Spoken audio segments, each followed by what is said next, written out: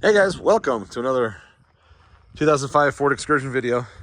So I'm gonna do it in reverse this time. I'm gonna show you the end result, and then I'll let you see the clips on the struggles to get it going here. So I'm on a 1,600 mile road trip. When I left Florida to come to Colorado to get the rest of my stuff, I didn't have AC, and I knew I didn't have AC. I had my AC replaced, I don't know, 2, 3, maybe 4 years ago.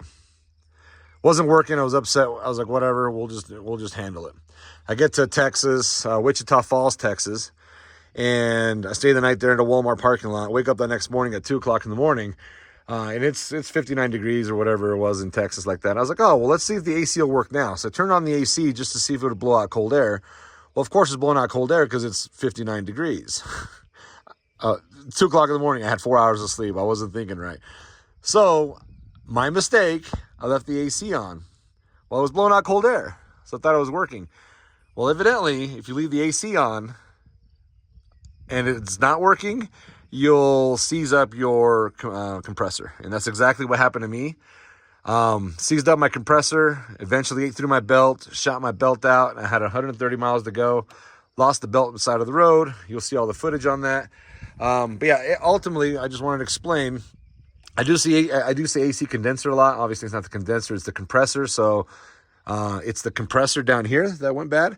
And the other thing you'll notice too is I'm huffing and puffing, and I was just gasping for air basically. And the reason why is because I hadn't eaten all day. It was 95 degrees outside, and my biggest struggle is when I was compressing the pulley, I couldn't get the tab to engage. So I don't know if my tab's just not working or what, to lock the pulley open.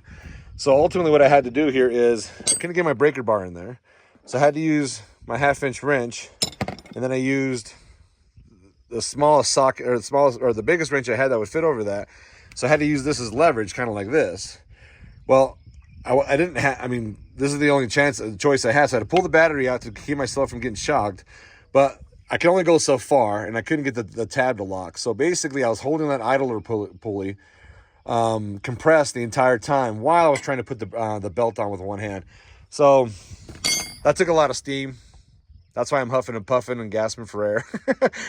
Holding that idler pulley for, trying it 5 or 6 different times for about an hour total. It really takes a toll on your arms. But yeah. So I did have to hitchhike for the first time in my life. I've never hitchhiked before. I mentioned it briefly, but thank you to that Good Samaritan who decided to stop. He was a super nice guy. Not only did he decide to stop and give me a ride, there was no Uber. Uber wasn't working in that area. It was such a small town. So not only decided to stop and give me a ride 30 miles to the nearest auto parts store, he even waited around while I shopped at the auto parts store. And then he gave me a ride back because I didn't have a ride back. So shout out to you. I'll go ahead and say his name. His name is Damien out of, where was I at? Lamar, Colorado. Appreciate all your help, buddy. You were my angel. Yeah. For here, let's go ahead and watch all the chaos ensue as action happened. As you see, I'm on the side of the road. No! 1,600 mile trip after installing all this beautiful stuff. 1,600 mile trip. I get 130 miles from my destination. And my serpentine belt lets go. Yeah. So, backstory, the reason why my serpentine belt let go is I didn't have AC for this whole trip. And I kind of knew I didn't have AC. But this morning I was like, oh, let me just try it. So I turned it on, still no AC. I was like, well, it's cold enough in the morning, whatever. I just kept driving. I didn't realize that, oops, there's cars going by.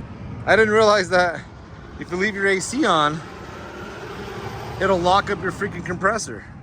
So I think what was happening, and I've noticed it a few times. I pulled over, I don't know, 5 or 6 times to check on it. And the belt, the belt was still there, and I thought we were in good shape, but yeah, ended up, AC compressor ended up locking up, which eventually got my belt to fail. And here I am on the side of the road, watching everybody go by me. Hi guys, we're back. Hi guys. Whew, I'm steamed. It took about 20 minutes to put the serpentine belt on. Well, to line it up. Excuse me, voice is gone, it's a little hot out here. And then about an hour to put it on. I'll go over that in a second, but it's broken my step stool. So I had to Well, I had to take the battery out. I'll explain that in a second. So I used the battery as a secondary step stool. I ended up getting 1, 2, 3, 4 serpentine belts. So I got one that was factory length. And then I pulled out my handy tube again. Then I got one that was, what is this one? 107 and 1/8. And then I got a 106 and a half, just in case it needed to be smaller. So what I'm doing is I'm bypassing my problem. My problem is my AC condenser completely seized up. It's completely gone. So much so that it just ate through my belt. There's my old belt. So I didn't carry any of these with me. I had to hitchhike for the first time. Stuck my hand out there, took about 50 cars, finally found somebody that was nice enough to give me a ride all the way back into town. Parts stores are still open. Got a handful of size belts. So I got an 8 rib. It's 107 and an 1/8. So with my tensioner, it's max open is all the way over here. So it's not all the way flexed out, but it's got some pretty decent tension on it. So you might have another inch in there to put the 106 in there, but I tell you what, this 107 took forever. All right, so what I've done is I took the schematics, and essentially the part that I'm overlapping here is going from the alternator, you would go to this pulley. Then from this pulley, you'd go to the AC condenser. And then from that AC condenser, it'd come up to the inside of that pulley, and then outside of the pulley to the main crank. So hopefully this works. I went from the alternator to the outside of that secondary pulley straight to the main crank. Hopefully it's bypassing all this. We're about to find out. I'm gonna take you with the maiden voyage. I'm gonna put the battery back in. I'm gonna stop it, put the battery back in, pick up my mess, fire it up, and if this doesn't work, I guess it's a $1,200 tow home. All right, like I said, I can't wait anymore. Button up the battery, pick up my mess in a second.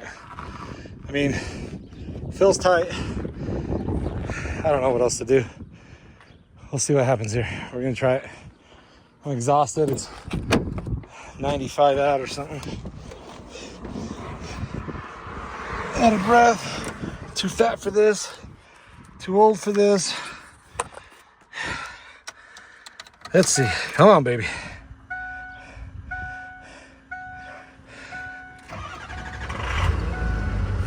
I got power steering. Oh my gosh. No way. No way. Oh, no way. Yeah. Little loose. Well, I got a 106 if I need it. Oh my goodness. All right, well there you go, guys. See if he gets me home. I got 130 miles to go. I'll let you know when I get home.